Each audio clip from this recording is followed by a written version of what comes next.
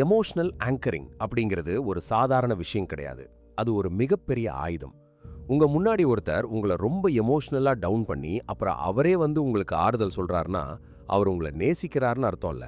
அவர் உங்களை ஒரு சைக்கலாஜிக்கல் ட்ராப்ல மாட்ட வைக்க பிளான் பண்றாருன்னு அர்த்தம்.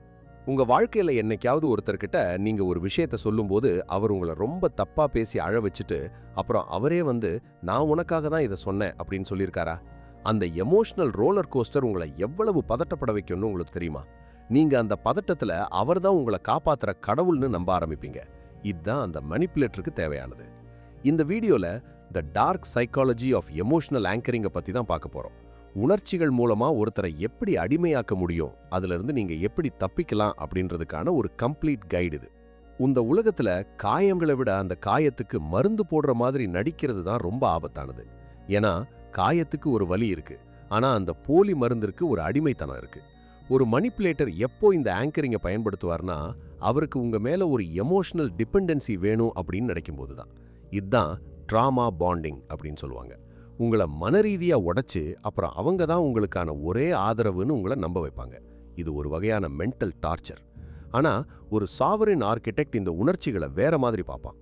எமோஷன்ஸ் அப்படிங்கிறது உங்களோட பலவீனம் கிடையாது, அது உங்களோட பலம். யாராவது உங்களை அழ வச்சு அப்புறம் ஆறுதல் சொல்ல வர்றாங்கன்னா அவங்க முகத்தை உத்து பாருங்க. அந்த அமைதி அவரோட மனசுல ஒரு பெரிய நடுக்கத்தை கொடுக்கும். அவர் அந்த மௌனத்தை தாங்க முடியாம தன்னை அறியாமலே அவரோட மனிப்புலேஷனை உளர ஆரம்பிப்பார். இதுதான் த எமோஷனல் டிட்டாச்மெண்ட். நீங்க எதுவுமே செய்யாமலே மற்றவங்களோட ஆதிக்கத்தை முறியடிக்கிற ஒரு வித்தை இது. நாம ஏன் எமோஷனல் ஆங்கரிங்கை பார்த்து பயப்படுறோம்னு யோசிச்சிருக்கீங்களா? ஏன்னா அந்த நபர் இல்லாம நம்மால வாழ முடியாதுன்ற ஒரு மாயையை அவங்க உருவாக்கிடுவாங்க. அவர் என்ன நினைக்கிறாரு, அவர் அடுத்தது எப்போ கோபப்படுவாருன்னு தெரியாதப்போ நம்ம மூளை தானாவே ஒரு பயத்தை உருவாக்கும். இதுதான் ஃபியர் ஆஃப் ஐசோலேஷன். ஒரு ஸ்மார்ட்டான மனுஷன் எப்பவுமே எமோஷன்ஸுக்கு இடம் கொடுக்க மாட்டான், ஆனா அதிகமா கவனிப்பான். தெளிவா இருக்கிற ஒருத்தர் ஒரு அப்சர்வரா இருப்பாரு. அவர் உங்களோட ஒவ்வொரு எமோஷனல் வீக்னஸையும் அனலைஸ் பண்ணிட்டு இருப்பாரு. இப்போ ஒரு முக்கியமான விஷயத்தை கவனிங்க. ஒருத்தர் உங்ககிட்ட அன்பா பேசும்போது அவர் கண்களை பாருங்க. அவர் உண்மையாவே கவலைப்படுறாரா இல்ல ஒரு பிளான் போட்டு கவலைப்படுறாரா? அவர் கண்கள் உங்களை ஒரு அடிமை மாதிரி பார்த்தா அவர் உங்க மேல ஒரு ஆதிக்கத்தை செலுத்த ட்ரை பண்றாருன்னு அர்த்தம். அதே சமயம் அவர் வார்வையை தள்ளி வச்சுக்கிட்டு நடிச்சா அவர் உங்களை ஒரு ஆப்ஜெக்டா பயன்படுத்துறாருன்னு அர்த்தம். ஒரு சாவரின் வைரஸ் எப்பவுமே மற்றவங்களோட இந்த போலி அன்புக்கு பின்னாடி இருக்கிற ரகசியத்தை முதல்ல கண்டுபிடிக்கும். உங்க ரிலேஷன்ஷிப்ல ஒருத்தர் எமோஷன்ஸை ஒரு ஆயுதமா பயன்படுத்துறாருன்னா நீங்க அங்க ஒரு கவுண்டர் அட்டாக் பண்ணுங்க. அவங்க உங்களை அழ வைக்கிறாங்களா, நீங்க அழாதீங்க. அவங்க கிட்ட ஏன் இப்படி பண்றீங்கன்னு கெஞ்சாதீங்க. நீங்க கெஞ்ச ஆரம்பிச்சா அவங்க ஜெயிச்சிட்டாங்கன்னு அர்த்தம்.